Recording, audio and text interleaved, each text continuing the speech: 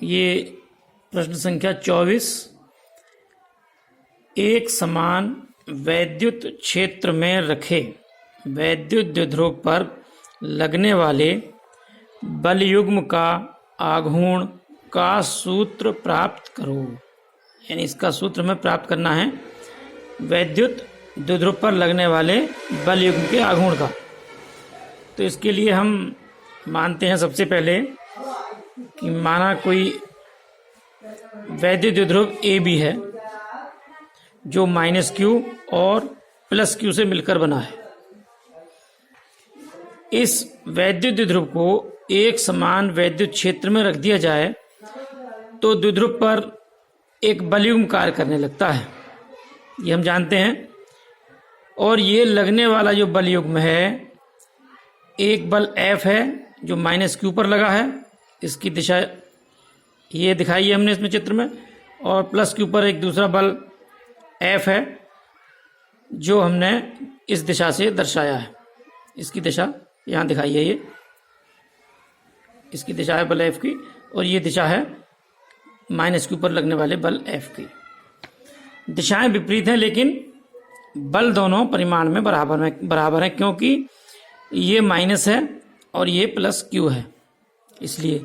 तो यहाँ हमने ये दिखाया है कि बलयुग्म कार्य करने लगता है, द्विध्रुव पर एक बलयुग्म कार्य करने लगता है जो वैद्युत द्विध्रुव को क्षेत्र की दिशा में संरेखित करने का प्रयास करता है। इसे प्रत्यानन बलयुग्म कहते हैं।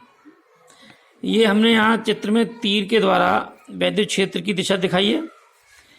ये ए बी वैद्युत द्विध्रुव है, ये BC और ये AC, ये हमने एंगल मान लिया है कोण थीटा। और जब इस त्रिभुज में BAC में जब हम लगाते हैं त्रिकोणमितीय अनुपात के अनुसार साइन थीटा की जो वैल्यू है वो लगाते हैं, तो इसमें BC की वैल्यू निकल कर आती है 2L साइन थीटा। तो आगे देखें इसमें माना एक वैद्युत द्विध्रुव AB -q तथा +q आवेशों से मिलकर बना है। इनके बीच की दूरी 2L है। वैद्युत क्षेत्र E के कारण +q पर एक बल F बराबर QE क्षेत्र की दिशा में, ये क्षेत्र की दिशा में इधर ये दिखाया है, तथा -q पर उतना ही बल क्षेत्र की विपरीत दिशा में लगता है। ये क्षेत्र की विपरीत दिशा है इधर। ये दोनों बल FF एक दूसरे के बराबर तथा विपरीत और समांतर होने के कारण एक बलयुग्म बनाते हैं जो वैद्युत द्विध्रुव को घुमाकर क्षेत्र, जो वैद्युत क्षेत्र है, E की दिशा में लाने का प्रयास करता है। तो इस प्रत्यानन बलयुग्म का आघूर्ण, युग्म का मतलब होता है जोड़ा, एक बल F ये है, एक बल F ये है, इनका दोनों का युग्म बन गया ये। तो यह इस प्रत्यानन बलयुग्म का आघूर्ण टॉ, इस अक्षर को हम टॉ से प्रकट कर रहे हैं, बलयुग्म के आघूर्ण को टॉ दिखा रहे हैं। टॉ बराबर एक बल, कोई भी एक बल ले लिया, और गुणा बल की क्रिया रेखा जो दिखाई है हमने, उसके जो लंबवत दूरी है ये BC से हमने इसे गुणा कर दिया, तो टॉ बराबर हो गया एक बल गुणा BC। अब बल की वैल्यू जो होती है वो होती है QE, F बराबर QE वैद्युत क्षेत्र की तीव्रता के फार्मूले से।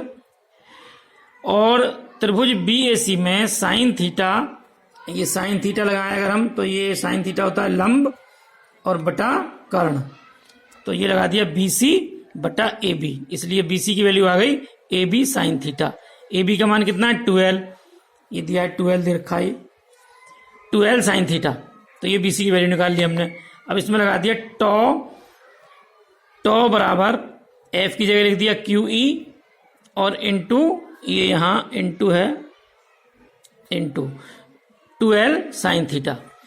अब Q इंटू 2L और E इधर ले लिया मल्टीप्लाई में sine theta, Q into 2L यानी Q गुणा 2L, ये दिखाया है P द्विध्रुव आघूर्ण, वैद्युत द्विध्रुव जो आघूर्ण होता है P बराबर Q × 2L होता है, तो इसके स्थान पर हमने P लिख दिया। तो इसके स्थान पर P लिखा तो ये हो गया PE साइन थीटा। ये हमारा सूत्र आ गया बलयुग्म के आघूर्ण का।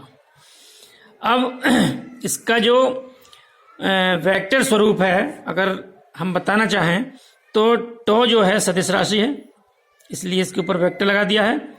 वैद्युत द्विध्रुव आघूर्ण भी सदिश है, वेक्टर लगा दिया है। वैद्युत क्षेत्र की तीव्रता पहले ही पता है हमें, सदिश राशि होती है, इसलिए इसके ऊपर भी हमने वेक्टर का निशान लगा दिया है। अब इसमें दो बातें नोट करने की हैं।